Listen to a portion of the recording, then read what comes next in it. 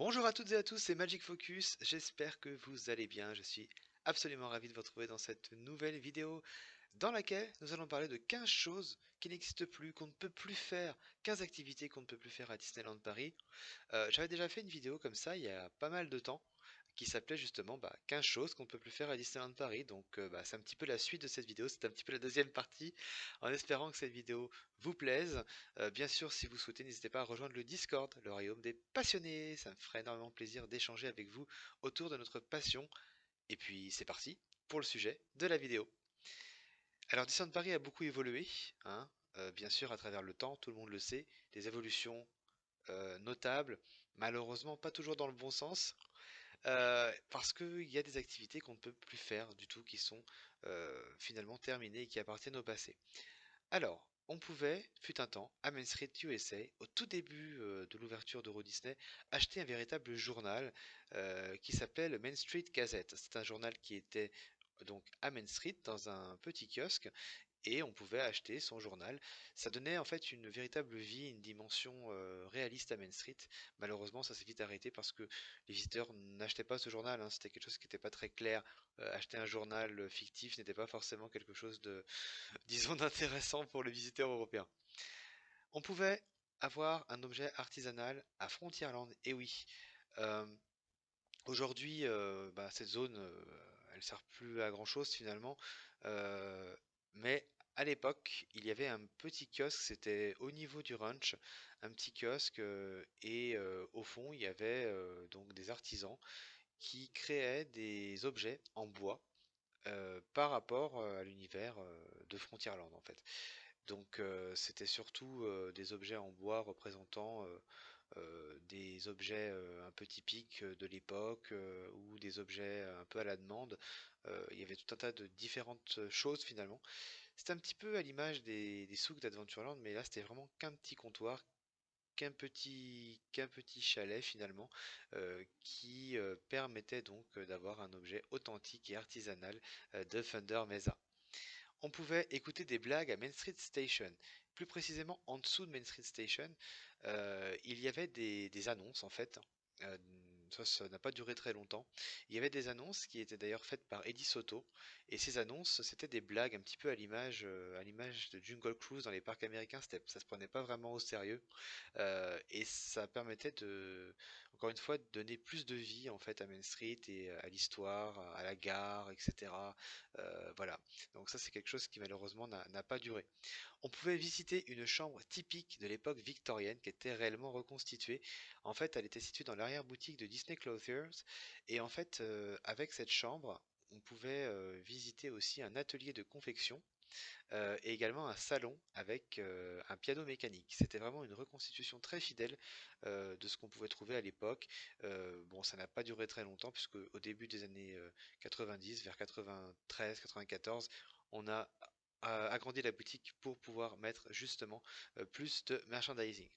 On pouvait regarder les passagers de Space Mountain décoller. Bah oui, aujourd'hui il y a la file Fastpass qui passe par là, mais avant, eh bien, on pouvait regarder les trains de Space Mountain passer avec beaucoup d'effets spéciaux.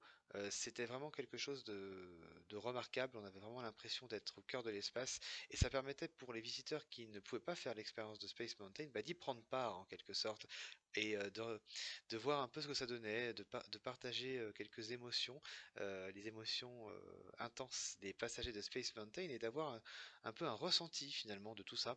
Donc c'est vraiment dommage, mais c'était vraiment quelque chose qui était intéressant pour toutes les personnes, hein, encore une fois, qui ne pouvaient pas faire Space Mountain. On pouvait faire du toboggan dans le labyrinthe d'Alice, hein, effectivement. Ça, je pense que vous le savez, il y avait un toboggan qui descendait du château de la Reine de Cœur. Bon, ça n'a pas duré très longtemps, hein, ça a été vite fermé pour des raisons de sécurité.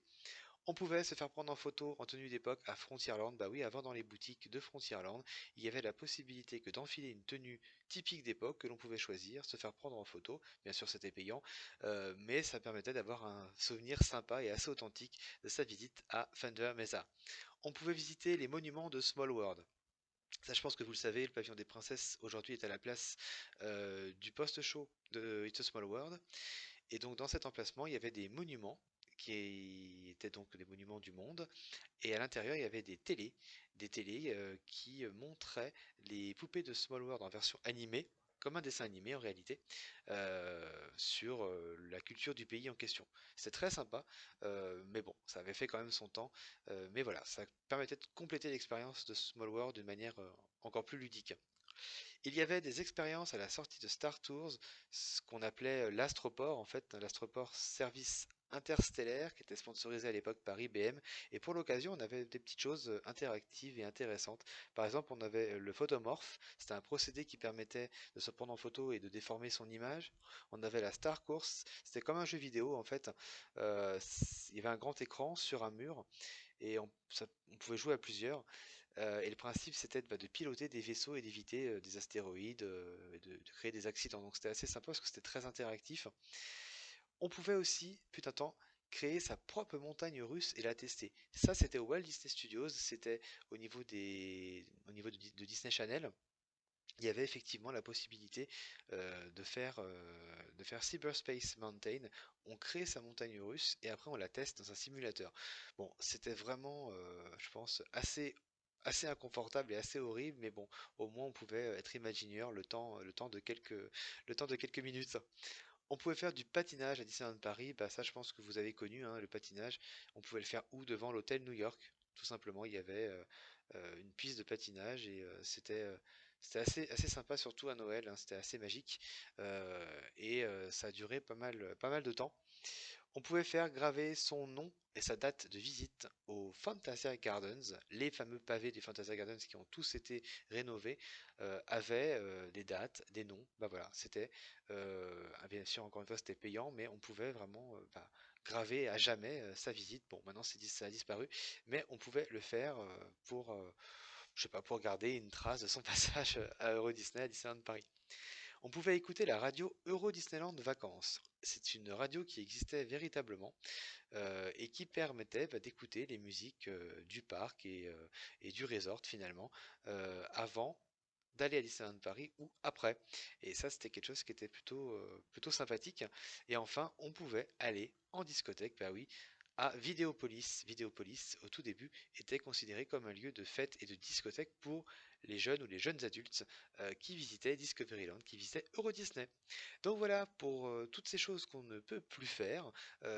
Donc ça s'ajoute déjà à ceux que j'avais fait dans ma précédente vidéo que je vous invite à aller voir. Ça fait quand même pas mal tout ça. Il y en a encore d'autres. On fera peut-être une troisième partie. J'espère que celle-ci vous a plu. N'hésitez pas à liker, n'hésitez pas à vous abonner si c'est le cas. Ça me fait plaisir. Et puis on se retrouve quant à nous dans une prochaine vidéo. Merci d'avoir regardé. À très bientôt. Salut, salut.